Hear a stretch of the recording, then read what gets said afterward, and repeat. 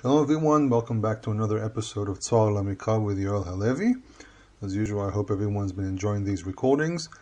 And again, if you're interested in any specific subjects you want to talk about, I'm starting to create a list. Hopefully next week I'll be done with some of my exams and I'll be much more free to do other things, which also include researching the subject so I can give you the best information possible.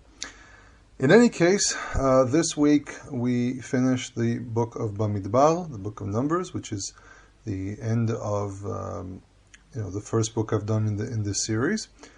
And I also, unfortunately, my recordings with my friend didn't work out this week because he forgot to record, so that recording is not going to happen. In any case, we have in this week's parasha a very interesting subject, which are the refuge cities. And this is going to be the subject I'm going to focus on today, which might make this recording a little short. I'm anyhow up to my ears with stuff I have to study, so I might have to keep it short anyhow. But what we have this week is the refuge cities. And the refuge cities are entwined with the Levite cities. So we need to understand the subject of both of these places to really have a better picture and a better understanding of what these cities are. I will start off first of all pointing out that the refuge cities were, again, like many other things, were not just unique to the Torah, not just unique to the Israelites. And again, as I always say, the reason for this is that the Torah is built with a system that will be recognizable for a person living 3,000 years ago. And I find it very interesting that the fact that a lot of this ancient material has been discovered more or less from the point where Jews had an increasing interest with returning to the land of Israel. It can't be that it's by chance. It seems to be that there's something guiding, and obviously I'm going to say it's God, something guiding the whole idea that now that we're back in the land, God is enabling us to find the lost information that makes the Tanakh much more clear. We have to remember that 2,000 years of exile and 2,500 years since the destruction of the first temple do create, a black hole that's very difficult to fill when we don't necessarily remember or understand exactly what was going on. And though some historical memory did survive in a lot of Jewish commentary, it's still very difficult to reconstruct everything without the context. So this is one of the major things that I teach a lot of my students, is to focus also on understanding the general context of what's being said, and this requires a lot of information. This is why, again, my Hebrew lessons, just as Hebrew lessons, are lessons that deal with a lot more than that. It's understanding Hebrew through context and so on. But in any case, what we have here, first of all, the beginning of chapter 35, which is basically the last chapter, one before last, in the book of Numbers. I'm really going to focus on Masa'e today. I do know that there's a difference between the way people are reading outside of the land, inside the land. I'm just going to do it the way it's done in the land of Israel, and which means we're reading Matot and Masaei together. I know that there's sometimes discrepancies and people get confused and why we listen to this and not that. It's this reading. I'm going according to what we do here in Israel. So in any case, the Levites receive their own cities, and there's a reason these two parashot, these two parshiot, actually, two segments are side by side, because they actually are connected to one another. And it says that the Levites receive from the tribes, from their inheritance, minachalat achuzatam arim lashavet, that the Israelites need to give the Levites from their inheritance, from their lands which they grab, from the root achaz, which is hold to. So this is not just an inheritance that they hold to. This is something that belongs to them. They give arim lashavet, cities to dwell. But they also have to give a migrash. A migrash is an open space around, which usually means could be for farming land, or maybe even for the animals, livestock, and so on. And basically you have a city, and from around the city you have 1,000 cubits that surround surround from each end, basically from the wall outwards 1,000 cubits. There are some people who try to explain this different, that it's actually 2,000, because we have another place where it says in the same parasha, but in verse 5 it says that you measure madatem mechutz la'ir, and you measure from outside of the city. It's pe'at kedma alpayim ba'ama, that you will measure 2,000 cubits to each direction. And there's a problem here because this kind of creates a contradiction. Are we talking about 1,000 or are we talking about 2,000? But I think that because the cities were also refuge cities, and this is the great link, the 2,000 cubit measurement is more the border of the city. From what point does a person enter the jurisdiction of a city? And the moment the city has a jurisdiction, it means that this city has a lot more to offer, or is a lot more than just some village or town somewhere. The fact that it has a border, which means you now have entered the district of whatever city it may be, means that this is a city with a lot more power than just a regular city. So the type of cities that we know of, first of all, in the ancient Near East, are cities that usually were dedicated to gods. And that meant that these cities were under the patron rulership of a god, which meant that when someone entered this place, they were protected. The Levite cities seem to have been cities which were actually used not just as dwelling places for Levites, but also as religious centers. This is a theory presented by several scholars. The one I read was actually Menachem Haran, which I've mentioned before. And what he assumed, and again, you have to remember these are mostly assumptions, but comparing to what we have in the ancient Near East, he assumed that these were actually also holy cities or some kind of religious centers. And what we actually find is that the cities themselves, the ones which are in the land of Israel itself, Kedesh, Shechem, and Hebron, Shechem had the history of being a place where there was some kind of a worship, especially from the times of Jacob, and we also have a thing with Joshua where he writes in the book of God and put places under the Elah, under the tree, under the holy tree, which is a big question by itself, which seems to be that there was some kind of a temple in Shechem in general before Jerusalem. There's Hebron, which we remember with King David and Avshalom, where Avshalom says that Absalom said that he will go to Hebron to worship because he took a vow. And also the place called Kedesh. Kedesh comes from the same root as Kadosh, and it seems to be that this is kind of a name that was given to places which are sanctuaries, or at least or temple-like places. For example, there's a name for Jerusalem which is Kodesh, and we know that this was an ancient name for Jerusalem because the Arabs to this very day call Jerusalem El-Quds. And El-Quds means the Kodesh, HaKodesh. And therefore it seems to be that the name Kodesh is actually something which is a name that can be given to a temple city, which means that Kedesh can also be named after some kind of a ritual site or a religious center that existed there. I will point out that Immanuel Velikovsky, in his work on trying to rebuild the chronology of the ancient Near East, regardless to all the mistakes that he makes there, does point out that there are some hints that there's a place called Kodesh or Kedesh in the land that's sacked by the Egyptians, and he claims that this is some kind of a temple site. He wants to claim it's Jerusalem, and he wants to claim that this was the attack by Shishak. And it could be, it might not be. There's a lot of articles that I read about this. Shishak did attack the land. He did attack different places, but in this description itself of Shishak, it doesn't seem to be that he necessarily went into Jerusalem as a original plan. He might have gone in there, and maybe someone surrendered to him. It's a big debate between several historians.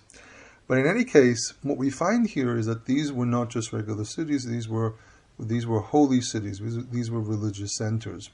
So we actually find in the Torah itself that the place of refuge is a holy site. And the reason I say this is because if we go to Exodus 21, it says in verses 12 all the way to verse 15, it says, Makeh ish v'met mot yumat. This is an apodactic law. Apodactic means that this gives you a case. Actually, no, it's not even case. It gives you a situation and what you do. So that's apodactic law versus a casuistic law, which means there's a case and then there's and then you decide what you do. It says, Makeh ish v'met mot yumat. A man who strikes another man and dies, that man shall surely be put to death. V'asher lo tzadan. A man that did not plan this. V'Elohim ina le'adon. And Elohim and God threw this into his hands, because ina means to kind of like God caused it to happen. V'samti lecha makom asher yanutz shem, and I'll give you a place that he will run away to there. Okay? But then it says the following, V'chi yazid ish al re'ehu, and if a man schemes against his brother, lehogo, to kill him be'orma, with planning, with secrecy. And it says, from my altar you will take him away to die. So it's very clear that the Torah identifies, by this verse, identifies that usually people would run away to holy places, for example, grabbing the horns of the altar to find sanctuary. And we also remember that altars were considered to be places where there's a divine manifestation, that God actually dwells in that fire that's burning on the altar. And the majority of altars that we know, the Tanakh describes are fire altars, though that we do know of existence of smaller altars which were used, especially, what we know from what was found in the land, we don't know if these things actually had a functionality with Israelites, but we know that other nations had smaller altars where they usually would just present offerings which were not burned, like little items or whatever it might be, little libations and stuff like that. Not all altars were used with fire. Though in the biblical temple, that all the altars are altars of fire, and if you want to bring a gift to the temple, you just place it next to the altar. But in any case, this is why a city has 1,000 cubits, and that's mostly for having whatever a city needs open space for. But the 2,000 cubit space seems to be more the borders of the cities. And for example, the city of Gezer, which is a very famous city, you can actually go there, was dug up by McAllister back in the 1920s, and he made a mess of an archaeological site because he dug these long strips and pulled out the land and then started pouring land from one hole to the other, mixing all the layers and the periods and the areas, making a gigantic mess. But one thing that was discovered was the rock some distance away from the city, and it says Tchum Gezer, the border of Gezer, which meant that when you cross that stone, you basically entered the jurisdiction of Gezer. And cities back then, especially cities like Gezer, were fortified cities which kind of functioned by themselves. If you go to Joshua really conquers cities. He doesn't really conquer land, which is a question I was actually asked about. How is it that Joshua, on one hand, seems that he's conquered all these places, and then on the other hand, these particular tribes need to go and conquer their own land? And my answer to this is usually that Joshua actually conquered the cities, taking down the major powers, but the tribes themselves had to go out physically by themselves and take over the lands that they're supposed to receive. But in any case, you have 6 cities which are refuge cities, and then 42 cities which are regular cities. But again, it might still mean that these were cities that were used by the nation, by the Israelites, as places where they can go and study Torah or hear the instructions of the Levites, and maybe even there were some kind of worship centers. And then you have the whole question of, could it be that they had other sites to worship at? And the answer is probably yes. There's the hint of the altar with Elijah on Mount Carmel. It seems to be that there was some kind of temple in Shechem, and these were legitimate temples. And really, the struggle in the Book of Kings is the struggle of wanting to centralize religion versus basically what people were practicing in general, which meant they worshipped outside of one singular temple. And the tabernacle sat in one place, but for example in Shiloh, but it's quite possible that people had all over the place little centers that were more feasible for a nation scattered around the entire country. So it raises the question of, did King David really intend this one temple to be the only temple, or is it something that developed later on? It's a subject that I don't want to dive into at the moment, because it's not a very simple one to answer. What we also find here is that the person who has to go away there is called a rotzeach in both situations. He's called a rotzeach, a murderer, if he's done it by mistake or even deliberately, because at the end of the day, that person, through their negligence or planning, has taken away a life. And we find that in ancient Near Eastern laws, when someone breaks certain laws in the city, they kind of forfeit their rights as a citizen. There's betrayal and things of that nature. But what we find inside these ancient Near Eastern laws, especially the Code of Hammurabi, is that people were protected by their cities. The moment they break certain laws, And in this case, when it comes to the Torah, when someone murders someone by mistake, they've basically violated a key element of society, which means that they have to go into exile. And we find the same thing in other laws, but the Korach HaMurabi mostly speaks about people who decide to abandon their rights as being citizens. So there's no real connection between the Korach HaMurabi, unlike what a lot of people try to claim that the Torah is an imitation of the Korach HaMurabi. I've actually gone over most of the code in great detail with interpretations and so on. And there are places where there's similarities, but there's similarities in many situations are actually very superficial, and there's a vast difference between them. But in any case, a person commits murder, doesn't matter if it's deliberate or not, has to run away to these cities.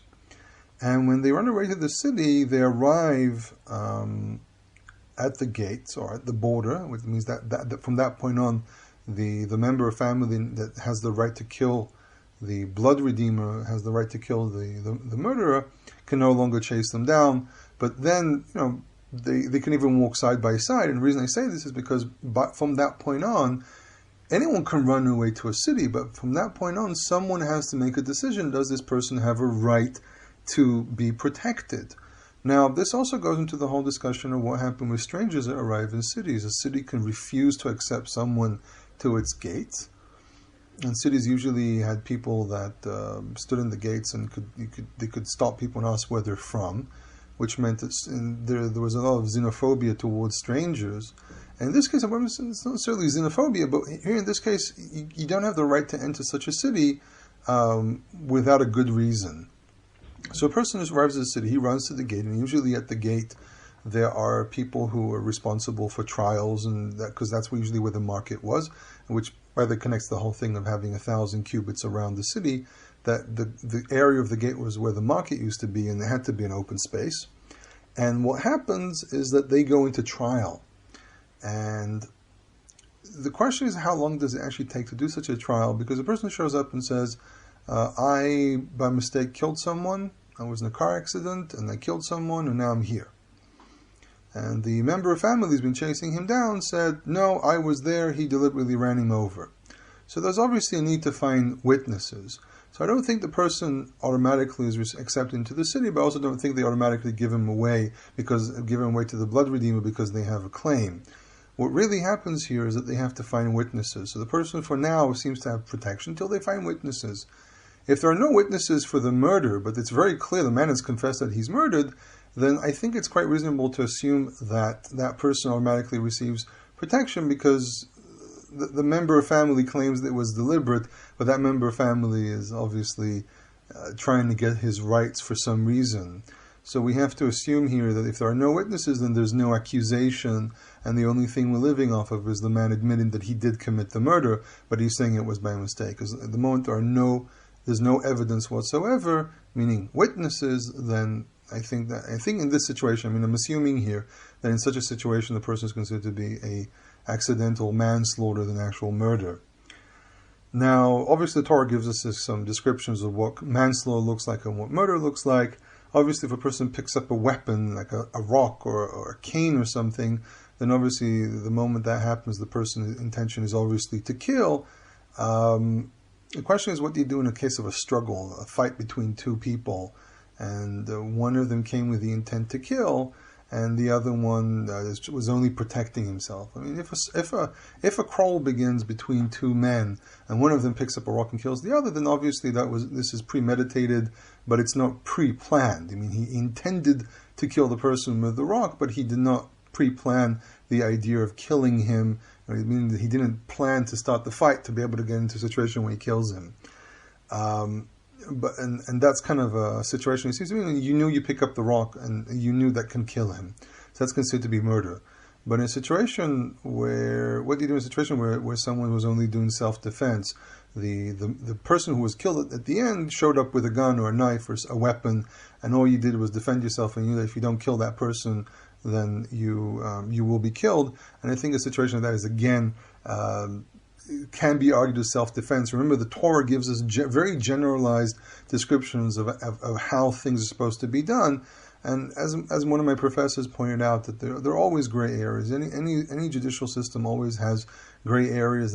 That's where practices come to life, and trying to find which one of the laws fits this situation. But then, obviously there are gray areas, and the Torah doesn't really give us information on how to deal with these gray areas. So it's a question. I'm going to leave this one really with a question mark. But in any case, what's also very interesting here is the fact that the high priest, the Kohen Gadol, needs to die before this man is released. Now, how frequently Kohanim Gedolim died? It's a very good question. But I think that this is a very, very strong hint for the person to understand the level of what he did. Basically, the Torah is comparing the murder that this person commits to the death of the high priest. That this person, the moral of him having to wait until the high priest dies is that most people admire large, big characters, important people who are considered to be holy in the sight of everyone. And when that person dies, it's a heartbreaking moment for everyone in the nation. So that person needs to understand that you killed an individual. He's actually no different than the high priest. And I think that's really the message. I don't think that the high priest by his death is atoning for anything. I think the Torah has a much better mechanism here to educate a person. I think there's an educational level here that needs to be understood. But I think this Kohen Gadol, death of the Kohen Gadol, really sparked the whole idea of the death of a tzaddik, which presumably either atones or goes up to be a lawyer for Israel to protect Israel from anything bad that can happen. I think that these traditions that developed in the Second Temple, especially at the end of the Second Temple, originate from this idea, but I'm not too sure that this is really what it means. I think that the death of the Kohen Gadol really indicates something completely different. And I think the Torah has a very, very interesting way of educating people. If it's putting them into a certain incarceration by sending them to these refuge cities, if a person steals, they have to pay back by being servants to someone until the seventh year, until the Shnat Shemitah.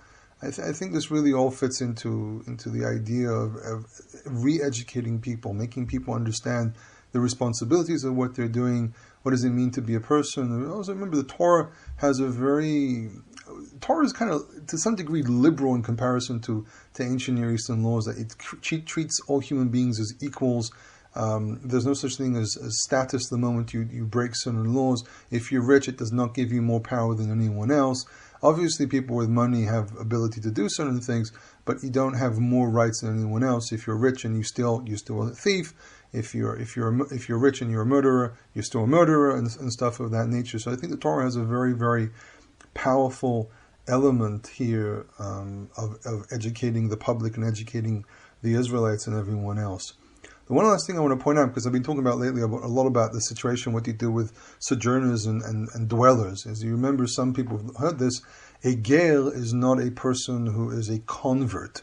A ger is a permanent dweller who's accepted the God of Israel as his God, but has not gone through the full conversion, which, in my opinion, and of many other people, is the element of eating the Passover. The Toshav, as I've explained in the past, the Toshav is really a person who actually has no actual status. He's only Yoshev. Toshav comes from the root Yoshev, to dwell. And he doesn't accept the laws of the land, but he is with us for some reason or another. He's passing through, whatever it might be. What I find very intriguing here is the fact that these two people, the Ger, the Toshav, are together with Bnei Israel, with the sons of Israel, with the children of Israel. I don't want to say sons, because I've explained before, Bnei doesn't mean son necessarily.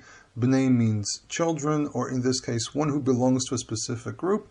That's one of the functions of the usage of the word ben, unlike some people who have tried to argue that it's only son, and they've come up with some really ridiculous explanations about a lot of things, including the subject of tzitzit, and who has to keep what, and so on. And unfortunately, these are people just that don't know Hebrew at the end of the day.